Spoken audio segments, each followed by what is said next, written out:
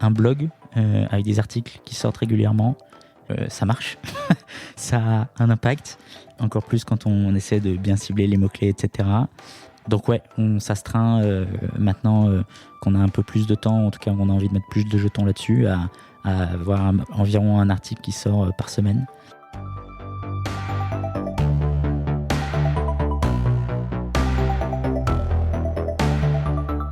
Bonjour, vous êtes sur le point d'écouter un nouvel épisode du Panier, le podcast e-commerce dans lequel on décortique les recettes gagnantes des acteurs du commerce en ligne. Mon objectif est de dénicher avec vous les meilleurs conseils et retours d'expérience pour se lancer et progresser dans la vente en ligne. Acquisition, parcours client, outils, plantage, réussite, apprentissage, on abordera ici tous les sujets sans tabou. Je suis Laurent Kretz, cofondateur de Cosa Vostra, agence de conseil tech et créative. Avec la meilleure équipe du monde en conception, créa, dev et contenu, j'accompagne des boîtes de toute taille dans leur stratégie digitale. Contactez-moi sur lepanier@cosavostra.com, sur LinkedIn ou sur notre site cosavostra.com. Bonne écoute.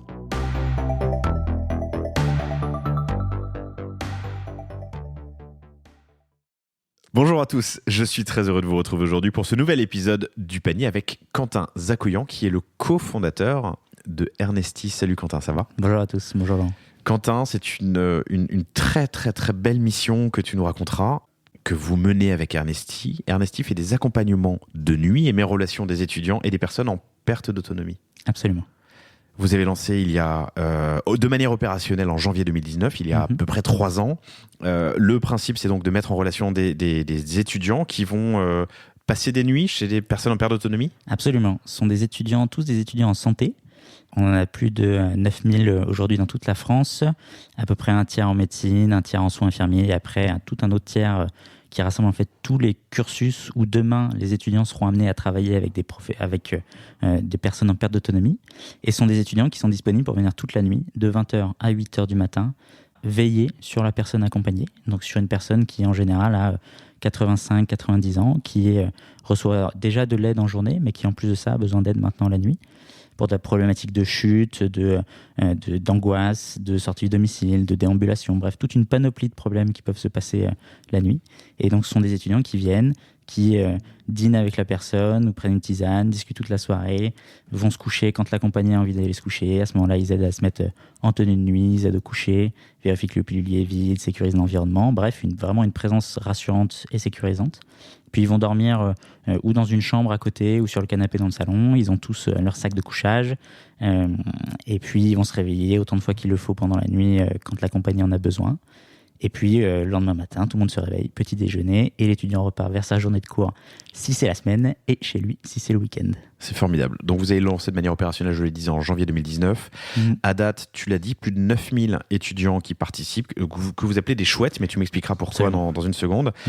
35 000 nuits réalisées depuis 3 ans, dont 25 000, soit presque 2 tiers, sur les 12 derniers mois. Donc une superbe accélération. Tu nous raconteras comment.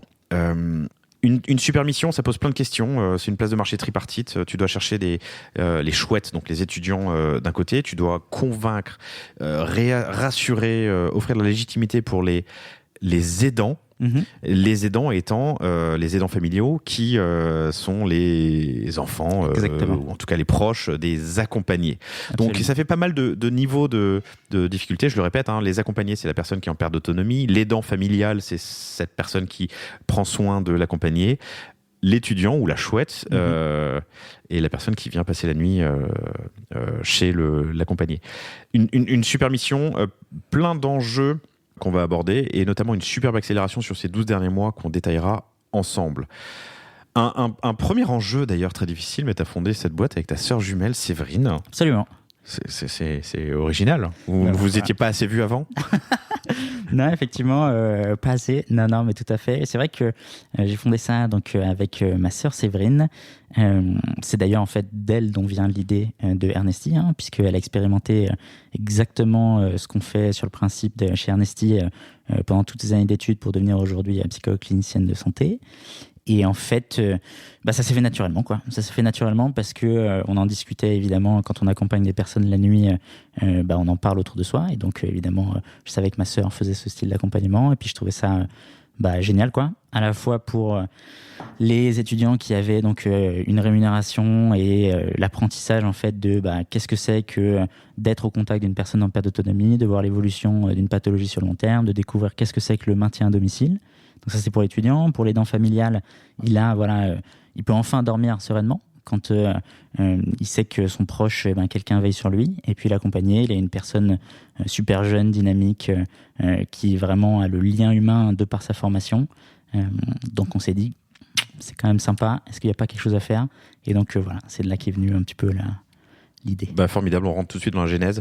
Ouais. Juste avant, je voudrais remercier Florent Ducot de 50 Partners qui a permis cette introduction. Je vous préviens, chers auditeurs, il m'a fait des intros à 2-3 autres boîtes de 50 Partners qui sont hyper intéressantes et les épisodes ne tarderont pas à sortir dans d'autres domaines. Super producteur qui redonne des points de marge aux producteurs en France. Et EcoJoco, qui est un objet techno qui permet de surveiller ses dépenses énergétiques dans son domicile. Je me réjouis de t'écouter, toi, sur Ernesti et d'enregistrer ces futurs épisodes. Merci beaucoup pour l'invitation. Tu as lancé ce projet en fin d'études. Tu as fait Centrale, tu avais fait des stages dans... Donc, pardon, je n'ai pas dit, mais tu as 28 ans, c'est ça? Oui, c'est ça. Déjà un beau parcours, parce que ça marche déjà très bien. Mais donc, fin d'études, Centrale, tu avais fait des stages en conseil, en audit. Ouais. Mais inspiré par Séverine, tu te dis qu'il y a quelque chose à creuser. Raconte-moi la genèse un petit peu. Ouais, tout à fait. Non, mais comme tu le disais, donc j'ai fait une année de césure entre ma deuxième et dernière année à l'école centrale de Lyon pour essayer de découvrir un petit peu le monde de l'entreprise, pour essayer de se spécialiser, parce que c'est vrai que j'ai un parcours et toujours eu un peu la volonté de garder quelque chose de généraliste par peur de se spécialiser, je pense. Et donc en fait, dans ma dernière année, je me destinais plutôt à du conseil, parce que encore une fois, ça permet de voir plein de trucs sans être dans une case ou en tout cas vraiment avoir une voie trop tracée. Donc j'ai commencé par faire du conseil donc chez Columbus Consulting en énergie, super bien, une super équipe, etc. Ensuite j'ai fait de l'audit financier chez EY, encore une fois super équipe. Ernst Young. Ernst Young, exactement. Où là c'était un peu moins mon truc, mais je voulais absolument savoir ce que c'était qu'un book bilan, etc. Et puis ça m'a appris toutes les magies d'Excel, donc j'étais content. Et puis après, je suis parti à Londres pour faire un stage chez SIA Partners. Encore une fois, super expérience à l'étranger en plus. Bon, même si Londres, c'est pas trop loin, quoi. Mais ouais. Et puis en fait, ce qui s'est passé, c'est que pendant l'été, il fallait maintenant choisir sa spécialité pour sa dernière année d'école d'ingé, parce qu'au bout d'un moment, il faut se spécialiser. Et puis, je voyais quand même le parcours entrepreneur qui me faisait un petit peu de l'œil. Donc, je commençais à me renseigner. Et puis ensuite, en fait, je m'y suis inscrit. Je savais que c'était un programme qui faisait que en fait, tous les 2 mois, 3 mois, on pouvait rejoindre, si ça ne marchait pas, le programme normal, entre guillemets. Et donc, c'est un filet de sauvetage dans la normalité. C'est exactement, parce qu'on ne sait jamais trop où on va, quoi. Et puis voilà, un jour, j'ai appelé Séverine en lui demandant... est-ce que ça te chauffe que je commence, parce qu'elle continue encore ses études, et est-ce que ça te chauffe que je commence à réfléchir là-dessus et puis que je t'embarque dans le projet, quoi. Et puis elle dit ouais, trop partante. Et donc c'est parti à partir de là. Mortel. Pourquoi Ernesti? Alors, longue histoire, mais à la base on s'appelait même Ténéo. Et puis en fait, à l'INPI, tout ça passait à Lyon. Puis après, en venant à Bordeaux, parce que je suis originaire de Bordeaux, donc pour faire la phase pilote, on l'a plutôt fait à Bordeaux. Et en fait, on s'est rendu compte qu'il y avait une chaîne d'appart-hôtel qui s'appelait Ténéo. Et donc, ça marchait moins bien. Et donc, on a 6 mois de brainstorming à pas trouver de nom. et puis en fait, lors d'un déj, on a donc Joshua qui, depuis, a rejoint l'aventure Ernesti, qui... en cherchant sur Wikipédia, on voulait un animal, on voulait quelque chose qui parle, et puis en fait, on trouvait pas trop. Et puis en fait, on a découvert dans la liste des races de chouettes que Ernesti était une race de chouette. Et puis on s'est dit, tiens, c'est pas mal, parce que Ernest, c'est quand même un prénom en sonorité ancienne. Ernesti, c'est plutôt mignon. Nest, il y a le nid en anglais. Enfin voilà, il y a plein de petits trucs. Il y a plein de choses dedans. Okay. Ouais, c'est ça. Donc on s'est dit, c'est parti. Et c'était dispo. Okay. Évidemment, hyper important. Et puis ça nous permettait d'ensuite d'appeler en fait tous nos étudiants en santé des chouettes. Donc ça permettait de bien d'illustrer. Un peu classer, personnifier en tout cas. Ouais. Ok, très cool. Je te le disais quand on préparait l'entretien, mais et vous le savez aussi, chers auditeurs, on a confondé une boîte qui s'appelait WeFlash à l'époque, qui s'appelle maintenant Ocus et qui est une place de marché tripartite pour prise de photos par des professionnels pour des professionnels. Donc le sujet des places de marché me passionne. Ce que j'aimerais comprendre, parce qu'on est passé par là aussi, c'est le 0 to 1 et ensuite on accélérera dans le temps jusqu'à aujourd'hui pour parler de ton business aujourd'hui et de tes ops. Donc j'aimerais comprendre la phase pilote, la phase de recherche. Et puis les premières nuits, comment vous étiez outillés et comment elles se passaient. Ouais. La phase de recherche, commençons par ça. Comment est-ce que tu as fait ton prix des insights marché ? En fait, là-dessus, on s'est basé pour le prix sur les expériences de Séverine, typiquement, où elle faisait donc déjà des accompagnements. Donc en fait, on a tout simplement tablé sur la même chose. Ouais, exactement, en fait, en gros, la même chose. On est parti là-dessus. Puis après, on a rééquilibré un petit coup parce qu'on avait trop d'étudiants et pas assez de familles. Et donc, on a rééquilibré un petit peu parce qu'en plus, il y avait d'autres choses. En gros, on a, pour rentrer dans le détail, on est là pour entrer dans le détail. Voilà, exactement. On s'est rendu compte très rapidement que la thématique de faire un change auprès d'une personne âgée serait effectivement quelque chose de très présent. Ou en tout cas de non négligeable. Et donc on a voulu splitter le prix pour, en fait il y a des familles où il n'y a pas du tout besoin de change, il y a des familles où il y a des problématiques d'incontinence, et donc dans ces cas-là en fait il y a un tarif qui est un petit peu différent, avec une prime quand il y a un change qui est réalisé. Et donc on a rééquilibré un peu le prix comme ça, mais donc au niveau du prix on est parti là-dessus, et honnêtement ça... Alors si on a augmenté un tout petit peu nos frais de service au 1er janvier 2021, on est passé de 10 € TTC à 15 € TTC, parce qu'il y avait quand même 10 fois plus de services que quand on a démarré, quoi. Et puis, mais puis voilà, puis sinon vraiment on n'a pas changé. On a voulu avoir quelque chose de hyper transparent, donc on a un tarif à la nuit, où aujourd'hui ça donne quoi ? Ça donne 50 € net pour la chouette, 23 € de cotisation sociale, 15 € TTC pour Ernesti, donc ça fait un total de 50 plus 23 plus 15, 88 €.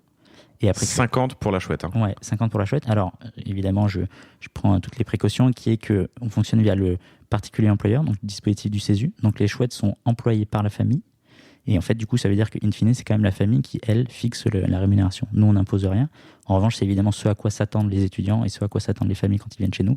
Donc, tout ça pour dire que dans 99% des cas, c'est le niveau de rémunération. On y reviendra tout à l'heure, je vais être sûr de bien comprendre. Juste pour reprendre un tout petit peu de hauteur sur le marché, à qui s'adresse le service et quels sont les... Parce que c'est des sujets auxquels on sera... tous confrontés. Certainement, en tout cas une grande majorité d'entre nous confrontés un jour. Ouais, la taille du marché... Ouais, et puis surtout la taille et surtout le parcours de fin de vie ou d'aide, j'aimerais bien comprendre.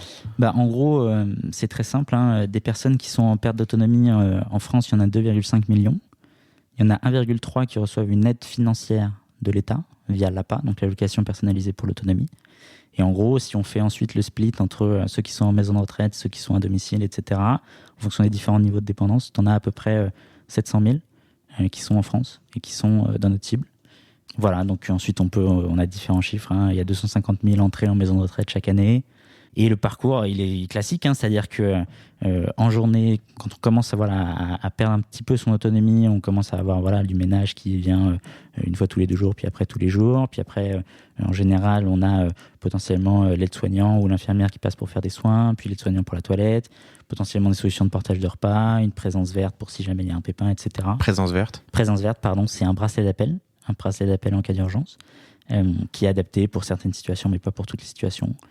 Et en fait, nous, là où on arrive, c'est que jusqu'à présent, c'était si on commence à avoir des problématiques la nuit, parce que la personne âgée se réveille pour aller aux toilettes, par exemple, ou se met à déambuler chez elle parce qu'il est 3h30 du matin et qu'elle ne se rend pas compte qu'il est 3h30 du matin, et qu'elle se casse la figure, et bien qu'est-ce qui se passe ?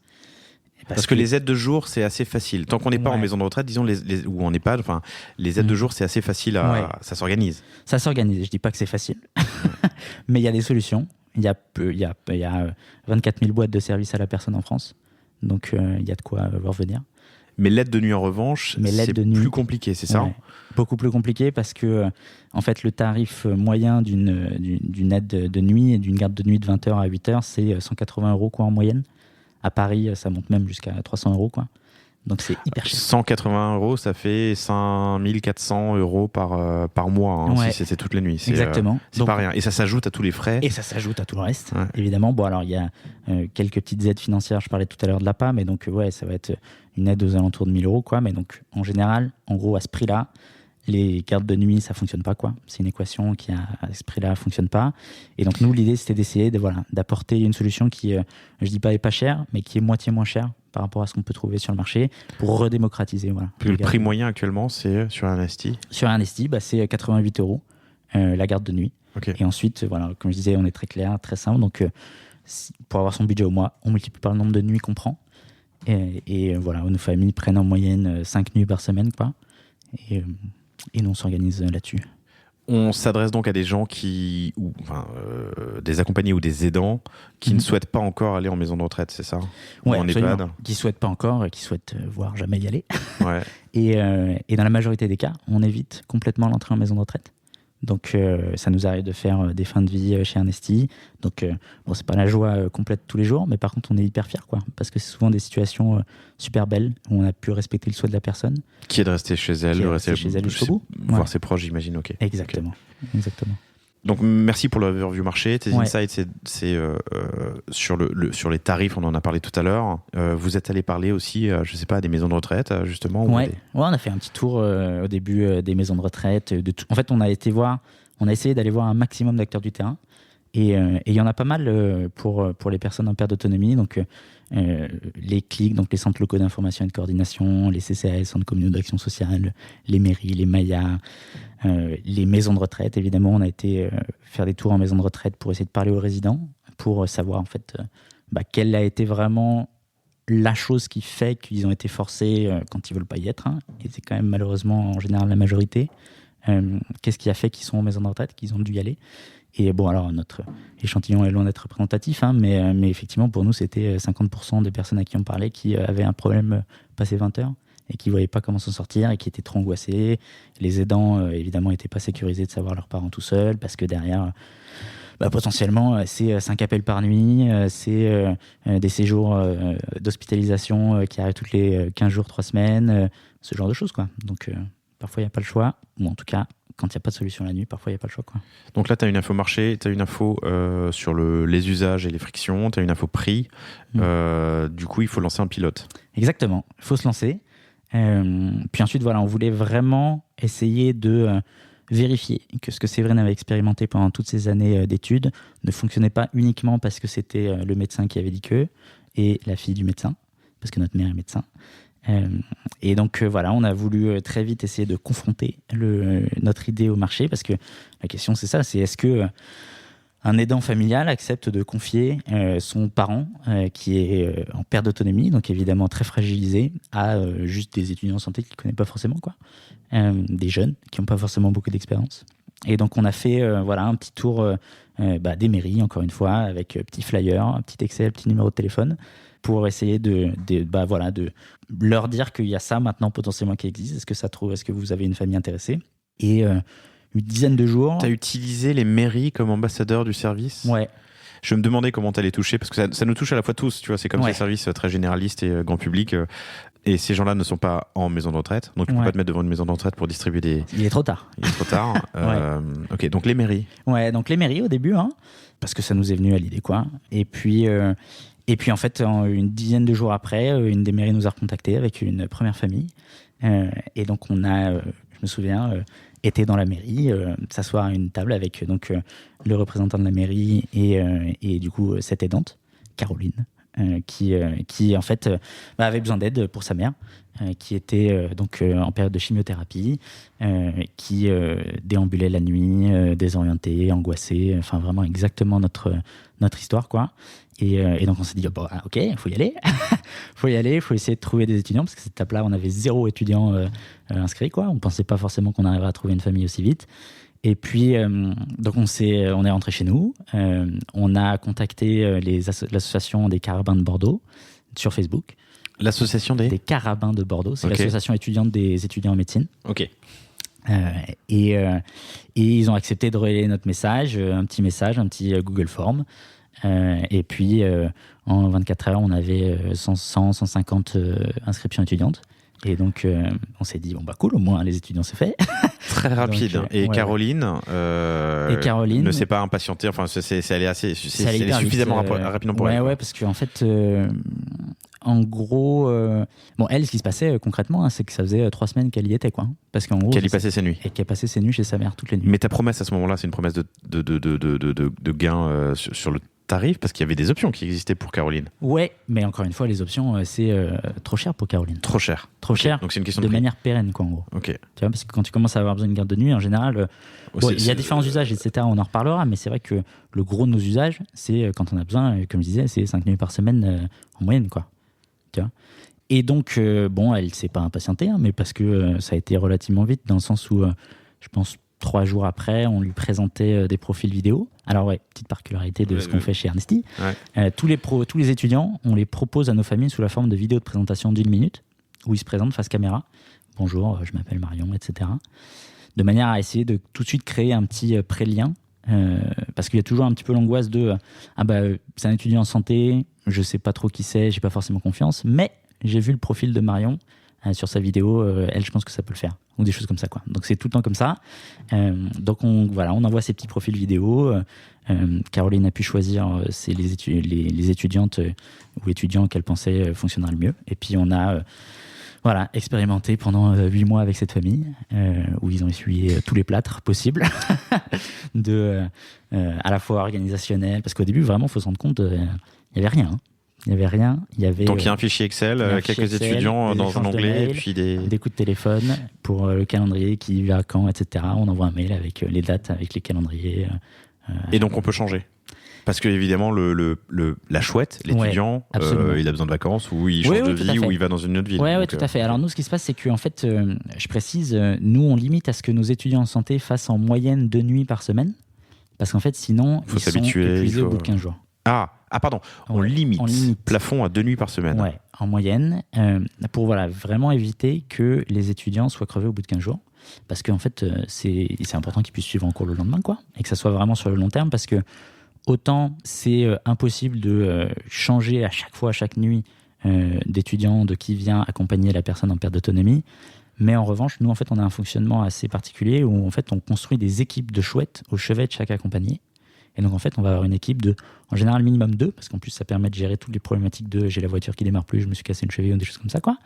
Et donc, en fait, on a, tu vois, par exemple, pour une famille qui a 5 nuits par semaine, on va avoir une équipe de 3 chouettes qui vont s'auto-organiser pour répondre aux demandes de l'aidant familial. Donc, en fait, on a en général un calendrier qui est fait à horizon 1 mois, et c'est l'équipe de chouettes qui s'auto-organise pour s'auto-attribuer les nuits. Et nous, on est surtout là en termes de support, si jamais il y a un pépin, et comme c'est de l'humain, il y a toujours des imprévus.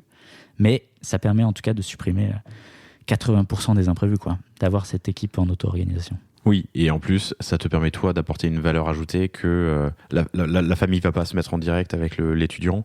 Enfin, toi, ton apport et ta valeur ajoutée, c'est de pouvoir justement gérer cette organisation, ces remplacements, cette rotation. Ouais. Et c'est en tout cas de veiller au grain, qu'effectivement tout roule. Okay. Parce que les aidants familiaux sont évidemment des personnes qui ont 1 milliard de trucs à gérer, qui en plus sont très chargés émotionnellement. Donc il faut essayer de au maximum leur simplifier la vie, quoi.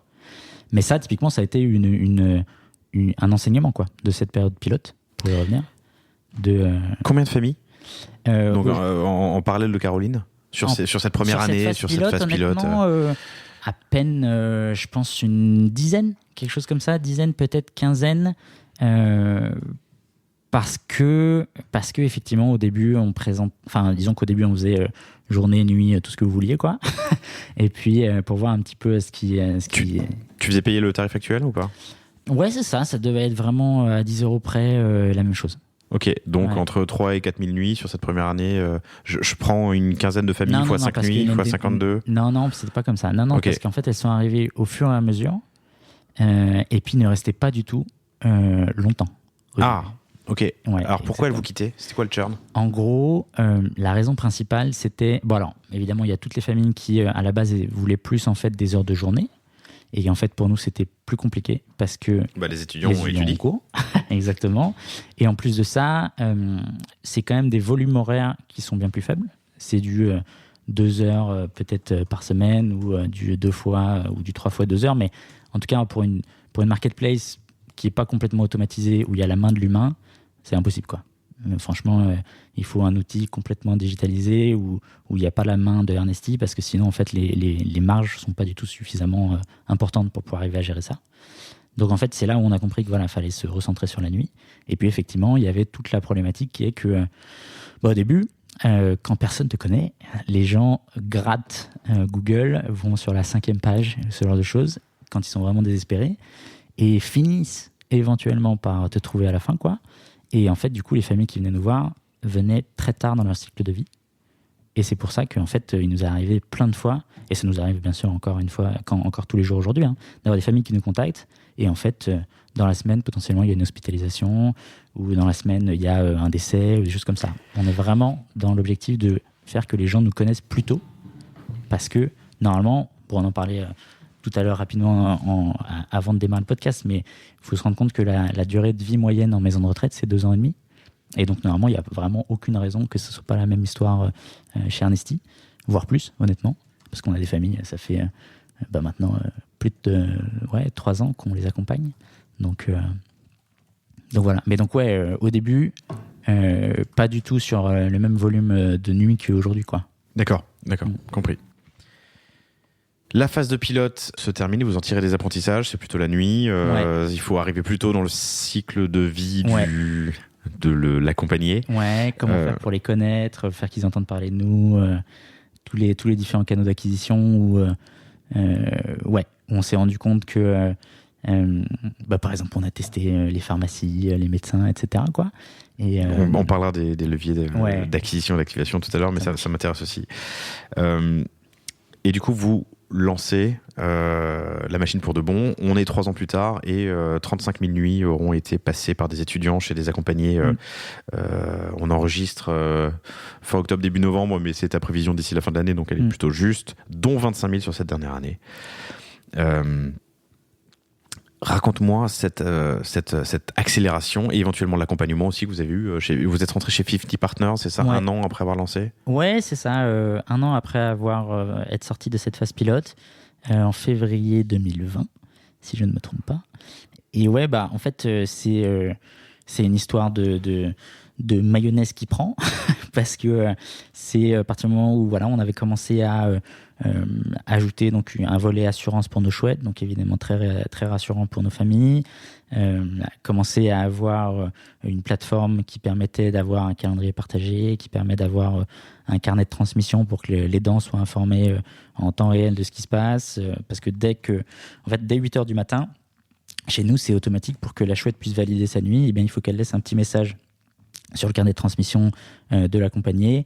Et en fait, on pensait que ça serait 2 petites lignes, la nuit s'est bien passée, bonne journée. Et en fait, c'est bien souvent des gros paragraphes d'observation, parce qu'en fait, ils sont là sur 12 heures de manière récurrente, et ils ont toute cette formation en journée.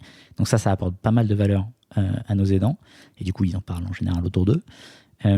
Et en plus de ça, on a commencé à avoir des partenariats avec des groupes leaders de protection sociale, du style Malakoff Humanis, G2R La Mondiale, et faire quelques passages télé. Donc en fait, c'est un peu tous ces éléments de réassurance. Alors, tu m'as dit les assurances pour les chouettes qui rassurent les familles, et absolument. On avait effectivement un enjeu de réassurance et de légitimité. Ouais. La tech, qui enlève de la friction opérationnelle dans cette place de marché qui est justement très, très, où il y a besoin d'intervention humaine. Enfin, il y en avait besoin. Et les partenariats avec des acteurs de santé qui vous apportent du lead ou la légitimité ou du... Un peu des deux. Okay. Un peu des deux, mais honnêtement, surtout de la légitimité. Et on est en train de mettre des choses en place pour que effectivement ça apporte de plus en plus de leads. Mais parce qu'ils ont des centres d'appel, etc. Donc on commence à être référencé auprès de ces conseillers-là. Mais en tout cas, là, si on parle vraiment du début, c'est vraiment surtout de la crédibilité, quoi. Ok. Je reviens, donc on est en 2021, 9000 étudiants à date. L'objectif, c'est d'arriver à combien d'ici fin 2022, d'ici 1 an ? Il y en a 300 000 des étudiants en santé en France. Il y a 300 000 étudiants en santé en France qui se renouvellent du coup tous les ans, il y en a qui sortent. Ouais, tous les ans, il y en a qui sortent. Et il y en a qui rentrent, mais ok. Absolument, mais donc c'est ça à peu près la population. Donc on a le temps. Mais t'as pas besoin de 300 000 nous, on a besoin de tout le monde. Ok. non, on a besoin de. Comme je disais, tu vois, il y a beaucoup, il y en a, des personnes qui sont en perte d'autonomie, tu vois, il y en a, et qui sont chez eux, il y en a 700 000, quoi. Donc, je dis pas que tous ont forcément besoin de garde de nuit, mais en tout cas, on a besoin de beaucoup d'étudiants parce que, en plus, ça simplifie énormément les mises en place. Et puis, tous ceux qui nous écoutent le savent, la beauté d'Internet, c'est que virtuellement, nous, on est présents sur toute la France, hein, on a des chouettes dans toute la France, et on a 100 fois plus de chouettes que de familles. Mais quand une famille nous appelle dans un endroit où il n'y a pas de chouette, il n'y a pas de chouette. Donc, il faut toujours en avoir plus. Et puis, ça simplifie beaucoup de choses parce que quand une famille nous appelle dans une zone où on a beaucoup de chouettes, en 24-48 heures, sans problème, on met en place des accompagnements. C'est un enjeu de maillage, quoi. Ouais. Et du coup, quel est ton process ? T'as un appel à Bourg-la-Reine Bourg-en-Bresse, j'en sais rien. Ouais. En gros, quand on a une famille qui nous appelle... Alors, que je t'explique un petit peu notre stratégie. En gros, ce qui s'est passé... Donc, nous, on est né à Bordeaux. Et puis on a rapidement démarré aussi en Ile-de-France parce que on a aussi été incubé par Make Sense à Paris. Et donc on savait à place de marché, plus il y a une démographie importante, plus ça a l'air quand même plus facile, quoi. Donc on a démarré avec ces deux zones-là et c'est aujourd'hui encore nos plus gros bastions. Et ce qui s'est passé, c'est que pendant cette année et demie où on s'est développé un peu dans toute la France, c'est dès qu'on reçoit une demande d'une famille dans une zone où on n'y a pas encore d'étudiants, mais qu'à terme, normalement, on devrait y avoir une activité du style Lyon, Rennes, Nantes, etc. Dans ces cas-là, on lance des recherches d'étudiants. Mais comme on a un parcours d'inscription d'étudiants qui se veut assez long et rigoureux, on va demander des pièces justificatives, donc comme je disais, d'enregistrer une vidéo de présentation, on passe tous des entretiens avec, typiquement Séverine, on fait des petits entretiens de groupe, etc. Il nous faut, 15 jours, 3 semaines, avant d'avoir un pool d'étudiants vraiment actionnable dans une région. Et donc, on sait en général que ça ne marchera pas pour la première famille qui nous fait la demande. Et évidemment, bien sûr, on le dit, hein, notre valeur numéro 1, c'est la transparence chez Ernesti, parce que sinon, il n'y a pas de bon maintien à domicile qui se passe sans transparence. Et donc, on sait que probablement pour cette première famille, ça ne marchera pas parce qu'ils souhaitent quelque chose qui démarre sous 48 heures ou une semaine, quoi, max. Mais par contre, pour la prochaine, ça peut marcher. En revanche, si une famille... Mais une seule famille justifie l'ouverture d'une nouvelle zone ? Au début... L'honnêteté, je la comprends, et ça va un peu à l'inverse de fake it until you make it, qui peut marcher pour la tech pour vous, j'imagine. Je vous ai dû commencer sur Excel, tu l'as dit tout à l'heure, et aujourd'hui vous êtes bien outillé. Moi, j'avoue que quand on me demandait quand on demandait à l'équipe un photographe à un endroit où on n'était pas, bien sûr on l'avait. Parce qu'on était à peu près sûr de le trouver. Ouais. Et je vous recommande d'ailleurs, chers auditeurs, un épisode avec Wikasa qui est hyper intéressant, qui se rapproche un peu de cette approche-là, où quand on leur demandait un coiffeur à Bourg-en-Bresse, ils le trouvaient, même s'ils ne l'avaient pas. Toi, tu es dans l'honnêteté, tu dis non, on n'est pas capable de vous satisfaire. Ouais, parce que peut-être qu'on a un process qui est un peu plus long à l'inscription, quoi. Quand on a, par exemple, un coiffeur ou quelque chose comme ça, le coiffeur, il est professionnel, il a déjà son activité. Oui, puis moins d'enjeux émotionnels, santé. Tout à fait. Mais ma question était, à partir de combien de signaux faibles ou forts tu crées une zone ? Ouais, pour des zones comme Lyon ou des centres urbains ou des choses comme ça, on y va, quoi. On ne se pose pas trop la question. En revanche, effectivement, si quelqu'un nous appelle à 45 minutes au sud de Calais en voiture, eh bien, effectivement, là, en général, on va plutôt être pour l'instant dans une logique où on a malheureusement trop de travail sur d'autres zones qui demandent plus notre attention. Donc là, on préfère être honnête et dire écoutez, on n'arrivera pas à avoir suffisamment d'étudiants disponibles sur votre zone. Donc on les redirige vers d'autres partenaires plus ruraux, ADMR ou des choses comme ça qui peuvent aussi exister. Mais clairement, notre objectif, c'est effectivement d'être présent vraiment dans toute la France, y compris en milieu rural. Parce qu'en fait, quand on y réfléchit, les centres hospitaliers quadrillent super bien le territoire. Il y a en général tout le temps un hôpital qui n'est pas trop loin. Et en fait, dans ces centres hospitaliers, il y a en général tout le temps un institut de formation en soins infirmiers qui est rattaché. Et donc, ça fait 3 promos de 30 étudiants. Et en fait, dans ces zones-là, tous les étudiants en général ont des voitures. Et donc, ça permet d'avoir en fait des champs d'action qui sont assez importants. Et on a déjà 20% de notre activité qui est en zone rurale, de manière complètement organique. Et on sait que dans ces zones-là, il y a en général aussi beaucoup moins de services. Donc, voilà, ça reste aussi dans le creux de notre tête. Mais pour l'instant, on se concentre évidemment sur les zones où il y a beaucoup de monde. Restons sur les chouettes, pardon, excuse-moi. Ouais. Donc tu m'as dit qu'il y a un process qui est assez long, qui peut durer jusqu'à 3 semaines, pièce justificative, une vidéo. Est-ce qu'il y a de la formation, des tests ? Comment est-ce qu'il y a une académie ? Et pourquoi que des étudiants ? Eh ben, que de bonnes questions. Donc pour les reprendre dans l'ordre inversé, effectivement sur les étudiants, pourquoi que des étudiants et surtout que des étudiants en santé? En gros, pour l'instant, c'est vraiment juste un parti pris de notre part. On a envie d'être bien identifié sur le marché, d'avoir un message qui est clair. Donc tous les étudiants qui sont chez nous sont des étudiants qui sont en santé. Et ça, c'est un énorme facteur de réassurance pour nos familles, quoi. Parce que ils savent que les étudiants qui viendront, ils ont cette formation en journée, qu'ils ont quand même choisi, ils ont cette vocation. Donc, hyper intéressant. Et puis en plus, pour eux, pour les étudiants, c'est aussi 10 fois plus intéressant ce qu'on fait parce que c'est ils vont être confrontés à ce genre de situation quand ils seront plus tard, quoi. Et puis le monde du maintien à domicile, c'est un monde qui en fait est très peu instruit, quoi, à l'école. On se rend pas forcément compte quand je fais des études pour devenir médecin. En fait, est-ce que j'ai vraiment une formation sur qu'est-ce que c'est que le maintien à domicile, qu'est-ce que c'est que l'APA, quels sont les multiples intervenants qui passent, etc. Donc, hyper intéressant pour eux. Okay, donc ça, c'est la première raison pourquoi les étudiants en santé. Et ensuite, ton autre question, c'était... Je demandais s'il y avait ensuite des tests, une académie. C'est ça. Alors pour l'instant, il n'y a pas encore de tout ce qui va être formation, etc. Et c'est aussi pour ça qu'on se concentre uniquement sur des étudiants en santé. Mais en revanche, ce qui est sûr, c'est qu'ils vont tous passer un entretien. Tu vois, on fait des petits entretiens de groupe de 5, 10 personnes, grand maximum, en visio. C'est Séverine qui s'occupe de ça tous les jours à 17h. Et qui permet de vérifier les motivations, vérifier qu'ils ont bien pris connaissance de notre Welcome Pack avec toutes les informations, consignes, fonctionnement d'Ernesti, quoi. Et voilà, ça permet de filtrer un petit peu, mais en toute transparence. Nous, on a vraiment la chance d'avoir des profils d'intervenants qui sont top qualité, quoi. Parce que ils sont étudiants en santé, ils ont fait tout le parcours jusqu'à présent pour arriver à cet entretien, donc en général, ils sont hyper motivés.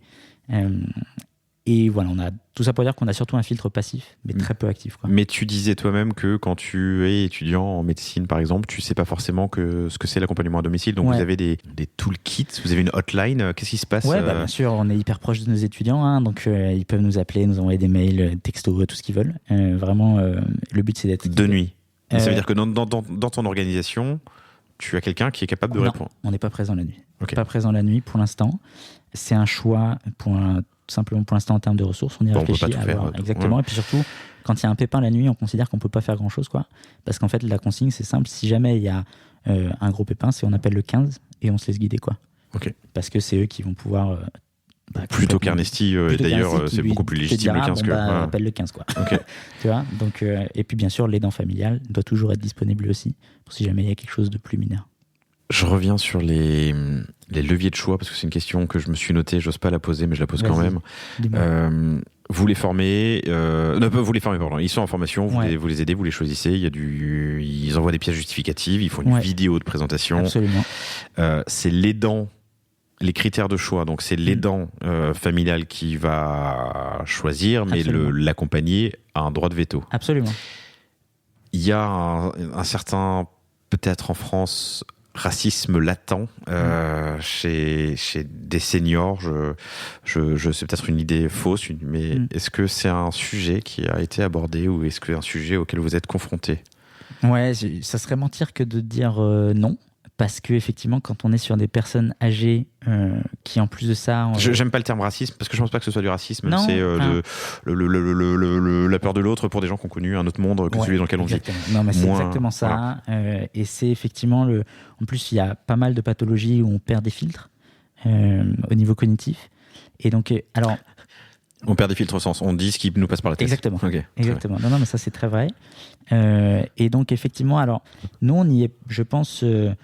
On a un biais qui est qu'on propose des profils sous la forme de vidéo et ensuite c'est la famille qui fait son choix. Et donc en fait, nous... donc l'aidant, pas l'accompagné. Ouais, quand je dis la famille, je mets ça au global parce que parfois l'accompagné effectivement voit aussi les vidéos et évidemment a son mot à dire in fine, mais surtout au niveau de la sélection, parfois, nous on préfère quand c'est fait de façon collégiale, etc. Mais je pense que, voilà, évidemment qu'une famille ne va pas forcément... nous dire de but en blanc que non parce que, mais effectivement je pense que ça existe, ouais. Mais ouais, c'est un sujet qui est malheureusement encore présent en France, ouais. Très bien. Je continue sur les critères de choix pour aller vers la famille. Tu m'as dit que le prix était libre. Est-ce que j'ai mal compris? Alors, Non. Raconte-moi la structure de prix, redis-moi la structure de prix et les flux financiers. Ouais, bien sûr. Donc là où le prix en fait est libre, c'est que nous on fonctionne via le dispositif du CESU, donc chèque emploi service universel. Donc toutes nos chouettes sont particuliers employés des familles, donc de l'accompagné ou de l'aidant familial. Et en fait, ce qui se passe, c'est que c'est donc eux qui fixent le niveau de rémunération puisque c'est leur employé. Nous, en revanche, évidemment, on propose et on affiche un tarif qui fait qu'en général, quand les gens viennent sur notre plateforme, eh bien, ils s'attendent à cette rémunération, à ce niveau de rémunération. C'est 88 € la nuit, pardon. Ouais, c'est ça compris. Donc, en gros, 50 € en moyenne, comme je disais, pour la chouette, 50 € net. À cela vont s'ajouter 23 € de cotisation sociale prélevée par le dispositif du CESU. 73. Voilà. Et ensuite, 15 € TTC pour Ernesti. Donc 10 €, 12 €. 12,50 hors taxe. Ouais. Alors, je redescends sur des considérations très pragmatiques et opérationnelles et financières d'ailleurs, mais quand tu lèves des fonds, ton volume d'affaires, du coup, il est que sur les 15 € TTC, sur les 12,50 hors taxe. Alors ça, c'est évidemment une histoire de convention. Moi, j'aime bien dire le volume d'affaires, c'est tout ce qui passe via notre plateforme. Et donc, en fait, ce qui passe via notre plateforme, ça va être la rémunération nette des étudiants et nos frais de service. Mais pourquoi ça passe par ta plateforme si c'est en direct, via CESU par le... Parce que c'est pas parce que t'emploies quelqu'un... Enfin, en gros, nous, c'était important de pouvoir savoir quand est-ce que les étudiants étaient rémunérés et de pouvoir vraiment avoir une vision de savoir ce qui se passe. Et donc, on a un partenaire qui s'appelle donc MangoPay, que en général pas mal de gens connaissent. Et que j'ai reçu ici sur une série spéciale paiement, donc je vous invite à écouter, c'était passionnant. Exactement.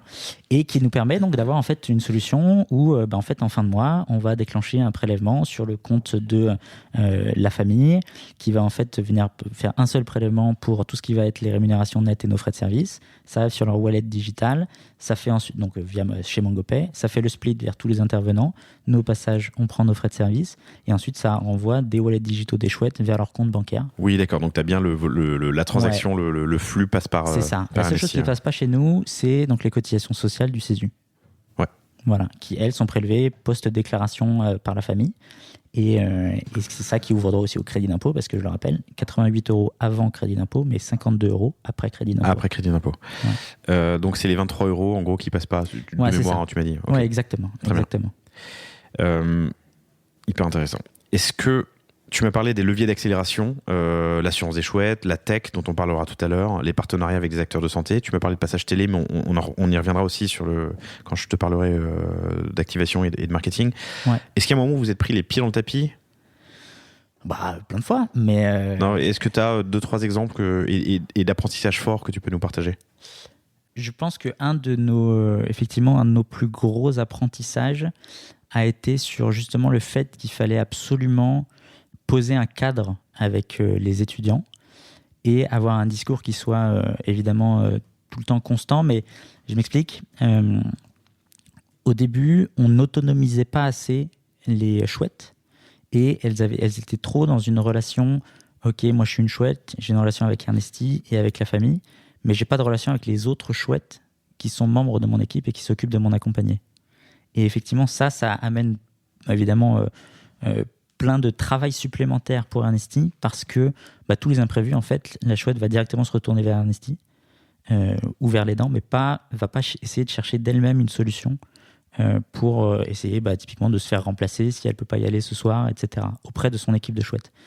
Or maintenant, du coup, on a vraiment un cadre où c'est, moi si je suis une chouette, on a un deal qui est assez clair avec les chouettes, c'est-à-dire qu'on n'impose évidemment jamais à personne d'aller nulle part. En revanche, quand la personne s'est engagée à y aller, le contrat moral, c'est effectivement qu'elle y aille coûte que coûte, sauf si effectivement il y a un empêchement, un impondérable, comme je disais, une voiture qui démarre pas, je me suis cassé la cheville. Cas de force majeure. Voilà, un cas de force majeure. Ça, évidemment, on est humain, donc il y a probablement toujours ça qui arrivera. Mais en fait, dans ces cas-là, la procédure, maintenant, elle est claire, c'est il faut absolument que tu contactes de toi-même toutes les autres chouettes de ton équipe pour essayer de te faire remplacer. Okay. Si jamais tu ne trouves pas, là, effectivement, tu préviens l'aidant et tu préviens Ernesti. Et nous, on essaye de gérer, de trouver si on a une autre chouette à proximité qui intervient déjà chez une autre famille ou des choses comme ça. Et ça sauve vraiment beaucoup, beaucoup de temps opérationnel parce que clairement, le staffing, la gestion des calendriers, c'est l'écueil numéro 1 des boîtes de service à la personne, quoi. Ok. Tu peux nous donner quelques... Enfin, je me demande combien de nuits en moyenne, par famille ou par... 5 nuits par semaine, en moyenne, par famille. Sur une durée de... Sur une durée, aujourd'hui, en moyenne, ils vont rester 7 mois, 7-8 mois. Ok. Des choses comme ça. Ok. Je fais des petits calculs en vitesse, mais ça veut dire à peu près 3000 familles? Je dis une bêtise? Non. Je suis trompé dans mon calcul? On est plutôt... 300, pardon, ou 200, ouais, 200, c'est 500, ça. C'est plus ça. Au final, on en a accompagné un peu plus. Je pense qu'on doit être à peu près à 500, quelque chose comme ça. Okay. Parce qu'on a aussi pas mal de familles sur plutôt des one-shot, des choses comme ça, des courts séjours professionnels ou des vacances ou des choses comme ça, qui font que, évidemment, là, il y en a un peu moins. Mais donc, je te donnais la moyenne. Et du coup, comme tu dis, 2 nuits maximum par chouette, par famille, il faut en moyenne 3 Exactement. 3 chouettes. 3 chouettes par aidant, par accompagné. Par accompagné. Ok. Super. Allons-y dans tes leviers justement d'activation pour trouver des chouettes et trouver des familles. Quels sont les leviers que vous avez aujourd'hui? Donc on a parlé des partenaires avec des acteurs de santé. Tu m'as parlé de passage télé? Ouais. RP ou pub? RP. Ok. RP. On a fait 0 pub pour l'instant à la télé. Mais oui, il y a les deux. Bon, peut-être je commence par le plus simple, qui est donc les étudiants en santé. Le plus simple, donc chez nous, on a toujours fonctionné via les réseaux sociaux. Donc, je vais contacter l'association étudiante de l'IFSI, de Nanterre ou des choses comme ça. On contacte les admins, on leur explique ce qu'on fait. Et en général, ils repostent un message qu'on a évidemment essayé de préférer un maximum pour essayer de fluidifier tout le process, quoi. Et ça, c'est à peu près, jusqu'à présent, c'est à peu près 80% de notre acquisition. Et 20% va être du bouche à oreille. Et actuellement, là, on est en train de réfléchir et de travailler. On a fait notre première opération d'influence via Instagram avec une Instagrammeuse spécialisée. En direct ou via une agence? En direct. On a Nina qui s'occupe de la communication chez Ernesti, entre autres, qui nous a trouvé ce compte, cette influenceuse. Et donc, Alors, une influenceuse en quoi, du coup? En médecine, qui était donc une étudiante de médecine, maintenant qui arrive vers la fin de ses études, mais qui a fait un bon boost sur la rentrée en termes d'inscription étudiante. Et puis voilà, mais ce qu'on aimerait aussi, surtout, c'est tisser des partenariats aussi durables avec les instituts de formation, universités, médecine, etc. Parce que quand même, une chouette qui vient chez nous 6 mois après d'accompagnement Ernesti, c'est plus la même en termes de profil professionnel, quoi. Parce que, comme je disais, on apprend énormément en savoir-être, en travail en équipe, en connaissance de l'évolution d'une pathologie, etc. Donc on a vraiment envie d'essayer de tisser des partenariats là-dessus. Et puis ensuite, de l'autre côté, donc pour les aidants. Les dents familiales, il a quel âge? Il a entre 50 et 65 ans. Donc il est en majorité pas encore retraité? Oui, on est en général à la limite, ouais. Ok. Mais effectivement, plutôt pas retraité. Il traîne encore sur Facebook alors que ses enfants sont sur bien sûr. Petits enfants sont sur TikTok. Il regarde la télé. Comment tu peux le toucher? Ça a été typiquement dur au début d'arriver à ne serait-ce que de savoir. Comme je disais, au début on a testé d'aller voir. Au début pas d'argent mais du temps. Donc on va voir les médecins, on va voir les pharmacies, on va voir vraiment un maximum d'acteurs du terrain pour se rendre rapidement compte qu'effectivement les médecins ça marche pas, les pharmaciens pour l'instant ça marche pas. Alors les deux, à chaque fois je dis pour l'instant parce que c'est aussi toujours une histoire de circonstances, etc. Et d'évangélisation de marché. Bien sûr, et ça se trouve on retente dans un an et ça marche mieux, quoi. Mais enfin on en a rencontré quand même une centaine et le retour est pas énorme. Donc voilà, mais en revanche, les mairies, les CLIC, qui sont donc les centres locaux d'information et de coordination, qui sont en général des services rattachés à la mairie, qui sont là pour orienter justement les personnes en perte d'autonomie, les infirmières libérales, ce genre de choses. On les a beaucoup rencontrés en 2019 parce que voilà, on voulait évidemment à la fois se faire connaître et puis rencontrer les acteurs du terrain.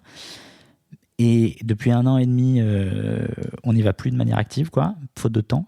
Et ça continue encore à nous rapporter 20-25% de nos leads entrants, sans aucune rémunération, etc. Donc, on a envie de remettre les bouchées doubles là-dessus parce que c'est quand même un bon canal, quoi. Et les 2 autres tiers?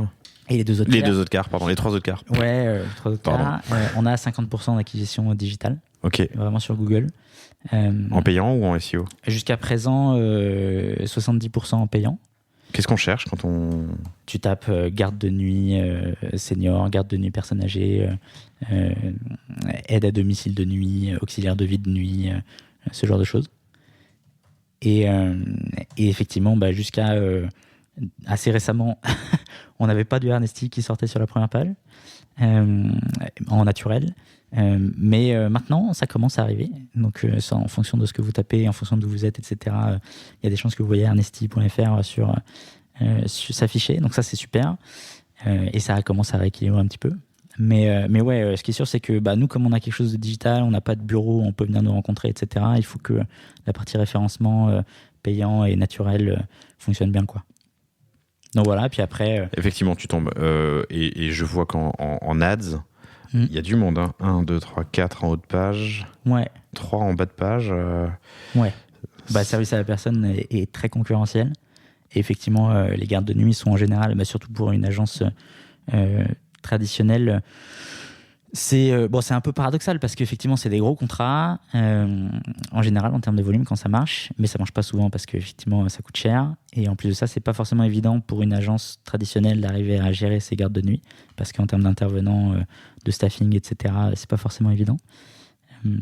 Mais ouais, c'est clair que... Je trouve du non spécialisé, du gros portail qui doit marcher au lead. J'avais vu... On avait creusé le sujet à une époque pour un partenaire, mais les leads dans l'industrie de la retraite et de l'EHPAD étaient incroyablement élevés. Ouais, tout dépend de ta LTV, quoi. Ouais. Qu'est-ce que c'est LTV, pardon, c'est Lifetime Value, c'est ce que va dépenser un client, un utilisateur d'un service. Et comme tu le disais tout à l'heure, en maison de retraite, c'est 2 ans et demi. Ouais, c'est ça. En moyenne, ouais. Sachant que le reste à charge est de 2500 € par personne par mois, quoi. Donc, Alors, je reste sur Google. On va parler de SEO d'abord et de SEO ensuite. Sur le SEO, tes opérations et tes actions sont quoi et quels sont tes apprentissages là-dessus? Ouais, clairement, on a démarré. Je suis pas sûr qu'on ait des informations qui soient vraiment game changer pour les gens qui nous écoutent, mais en tout cas peut-être des confirmations que un blog avec des articles qui sortent régulièrement, ça marche, ça a un impact. Encore plus quand on essaie de bien cibler les mots-clés, etc. Donc ouais, on s'astreint maintenant qu'on a un peu plus de temps, en tout cas on a envie de mettre plus de jetons là-dessus, à avoir environ un article qui sort par semaine. Comment tu t'organises? T'as une charte édito, une ligne éditoriale, un planning? Ouais, exactement. En interne ou En interne. Ok. En interne et ouais, effectivement, parce que on voulait voir un petit peu comment ça marchait, quoi. Et donc on a recensé un peu tous les mots-clés, toutes les pathologies. On a essayé de lier ça avec les familles qu'on accompagne, celles qui sont les plus intéressantes d'un point de vue économique pour nous. Et puis ensuite d'essayer de créer du contenu là-dessus, quoi. Et on a aussi rajouté pas mal de témoignages récemment. Parce que c'était pas facile pendant la période du Covid d'avoir des témoignages, quoi. Mais maintenant, voilà, on commence à en avoir quelques-uns et je pense que et on voit que ça a aussi un petit peu un impact. Mais donc ouais, surtout rédiger du contenu pour sa population, quoi. L'avantage, c'est que c'est evergreen, c'est-à-dire qu'une fois que tu as rédigé ton article et que tu l'as posté, il va vivre. Ensuite, il y a des règles SEO. Alors, il y a des experts qui sont venus sur le panier. Je vous invite à écouter d'ailleurs Skimos qui est passé. Mais typiquement, mettre à jour régulièrement, montrer à Google que c'est du... Et puis linker en interne, en externe. Exactement. Sur le SIA, vous le faites en interne aussi ou vous faites appel à une agence? Alors, on l'a fait en interne jusqu'à, je pense, qu'on puisse faire le max au niveau artisanal. Et puis ensuite, on est passé par une petite agence qui nous fait ça très bien, qui s'appelle Trigency et qui est vraiment très bien pour industrialiser et puis pour effectivement creuser un peu plus loin tout ce qui va être value bidding, etc. Donc, creuser un peu plus loin ce qui va être, pardon? Par exemple du value bidding, pour mieux structurer le compte Google AdWords, tester du Bing Ads, etc. Ok. La presse pro, vous y avez touché? Ouais, mais pas en... Parce que, pardon, je pose la question parce que les ambassadeurs de votre service peuvent être, justement, tu l'as dit tout à l'heure, des auxiliaires de vie, Carrément. des aidants, des infirmières à domicile. Ouais, tout à fait. Tout le monde pro de ce terrain-là. On l'a pas fait en payant. Pour l'instant, tout ce que je dis est amené à peut-être changer, hein, mais en gros, pour l'instant, pas payant. On a eu la chance d'avoir des gens qui s'intéressaient à ce qu'on faisait, quoi. Donc, on a eu, je trouve, des articles assez intéressants. Sur le pro, ouais, on a fait du jour quotidien du médecin, etc., qui sert, mais c'est surtout le grand public, je dirais, qui nous sert plus que tout, quoi. Les derniers points avant de parler de bouche à oreille, justement, la pub télé. Pour vous y pensez ou pas? On y pense, mais pour l'instant un peu cher pour nous, quoi. Sur ce sujet, super épisode avec le fondateur de Wopilo. Je ne vais pas dire de bêtises sur son nom de famille qui m'échappe, mais c'était un catch-up où on a parlé justement de son approche télé. Ils en sont à leur 3e ou 4e campagne et il a réussi vraiment à trouver quelques clés de succès pour bien mener des campagnes pas trop chères, bien suivies, avec du bon tracking. C'est un super épisode que je vous recommande, chers auditeurs.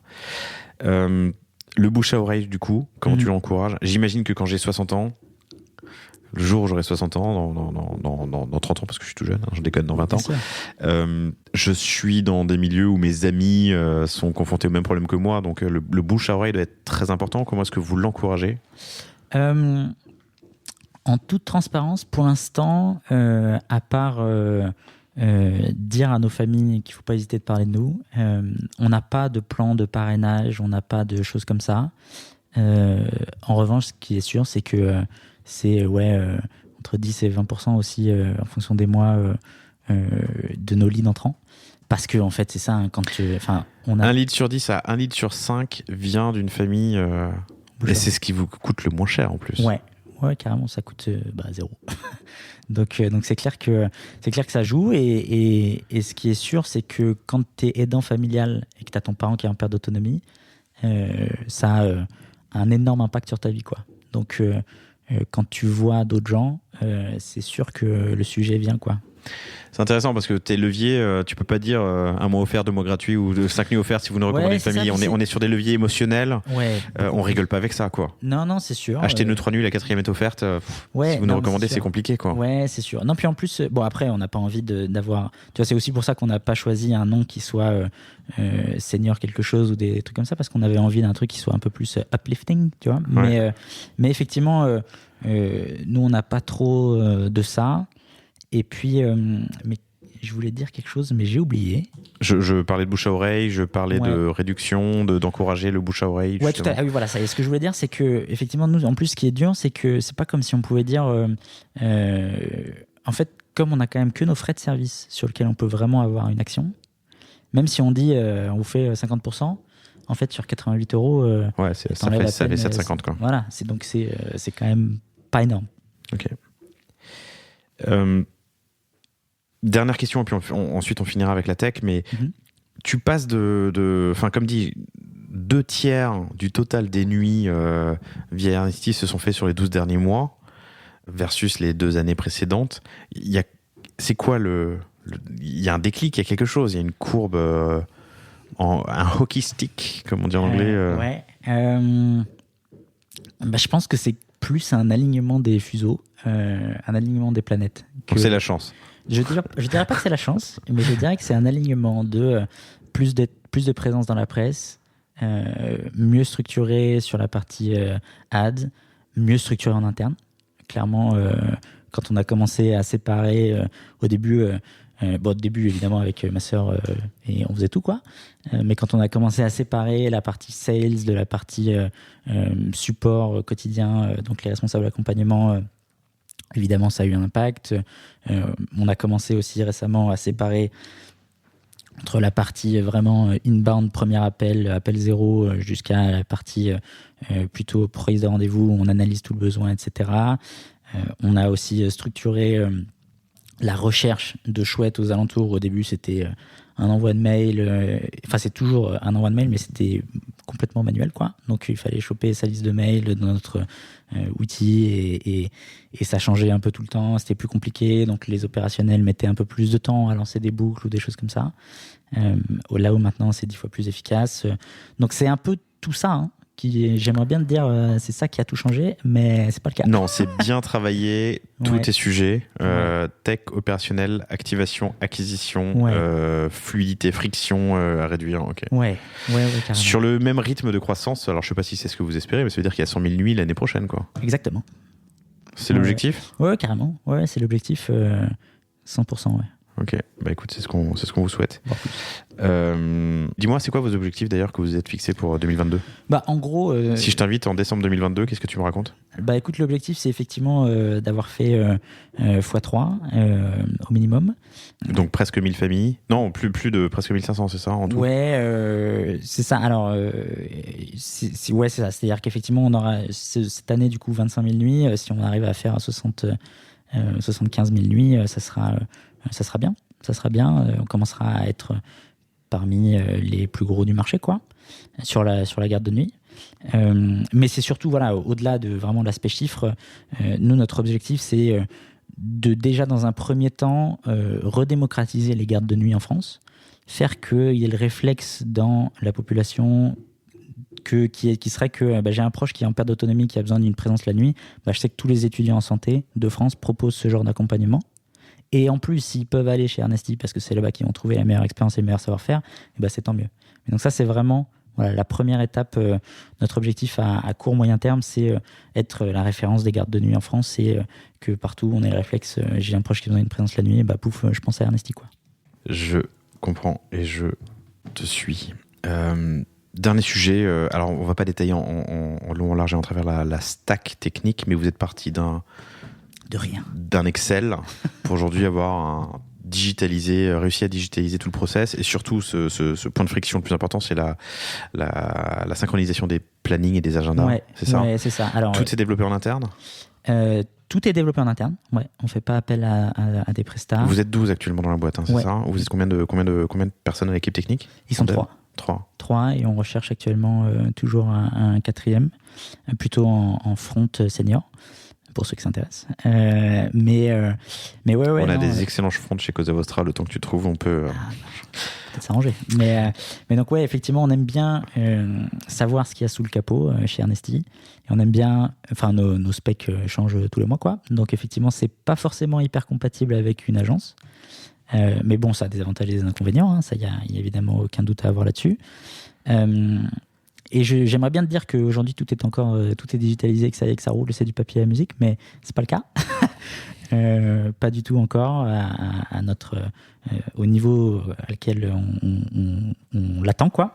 Aujourd'hui, en fait, pour t'expliquer, on a voulu mettre nos jetons sur vraiment la partie quotidienne des accompagnements, parce qu'effectivement toute la partie matching, pré-vente, etc., tout ça peut arriver à gérer via des petits outils, et on est assez fan de petits outils qui sont parfois gros, mais ou de tout ce qui peut être du no-code ou des choses comme ça. Et on développe vraiment en dur ce qui va être notre application pour du quotidien, quoi, pour le jour au jour. Donc c'est le calendrier partagé, c'est les carnets de transmission, c'est les gestions des flux financiers. Vous êtes sur de la web app ? Ouais. Pas besoin de faire une app ? Pour l'instant, on encapsule ça et ça se trouve sur l'Android Store et pas sur l'iStore, mais l'App Store. Mais pour l'instant, ça fonctionne déjà pas mal. Ok. Est-ce qu'il y a des apprentissages sur ton développement tech que tu peux nous partager ? Quelque chose qui surprendra probablement aussi personne, mais peut-être pour ceux qui démarrent, c'est que ça prend du temps. Ça prend du temps et que effectivement, c'est pas avant d'être allé vraiment dans le détail qu'on se rend compte des choses. Donc ouais, faut être conscient de ça c'est clair. Mais bon, voilà, encore une fois, moi je pense pas avoir la bonne chose à faire, hein, mais nous, notre parcours, ça a vraiment été de faire le choix de tout faire en interne. Il y a des choses sur lesquelles on s'est planté, Et typiquement au niveau architecture, on a fait des choix. Au début, on voulait juste un payeur et des receveurs, en se disant que c'était les dents ou la famille qui payait, puis c'était les chouettes qui recevaient. Et puis en fait, ce qui se passe, c'est que du coup, ça nie un petit peu la notion de l'espace accompagné, où du coup, on pourrait y rattacher plusieurs aidants, etc. Donc là, on est en train de changer tout ça. Mais voilà, c'est des choses qui évoluent et sur lesquelles on apprend. Formidable. Quentin, c'était passionnant et c'est la première fois que j'aborde ce sujet. Alors, pas des services à la personne, ni des places de marché. Comme dit Wikasa ou Superprof, sont des super épisodes que je vous recommande, chers auditeurs. Mais là, sur un sujet beaucoup plus sensible et qui nous touche tous de près ou de loin, ou à toucher nos parents. Je trouve ça passionnant. Félicitations à toi et Séverine. Merci beaucoup. On se revoit dans un an et j'espère que vous aurez fait avec plaisir. Vos objectifs, surtout humains. Chers auditeurs, j'espère que cet épisode vous a plu. Si vous êtes un excellent front, rejoignez Cosa Vostra. Et si jamais il n'y a plus de place chez nous, vous pouvez postuler chez Ernesti. Vous retrouverez Quentin Zakoyan, Zakoian, sur LinkedIn et sur ernesti.fr. Quentin, sûr. Merci infiniment. Merci à toi. Chers auditeurs, à bientôt. Salut. Merci d'avoir écouté cet épisode du panier. J'espère qu'il vous a plu. Si c'est le cas, et même si ce n'est pas le cas, abonnez-vous pour ne rater aucun épisode. Parlez-en autour de vous et laissez-moi un commentaire sympathique sur Apple Podcast. C'est ce qui m'aide le plus à remonter dans les classements. N'hésitez pas non plus à le partager à chacun de vos contacts dans le business. Chaque nouvel auditeur intéressé est une victoire.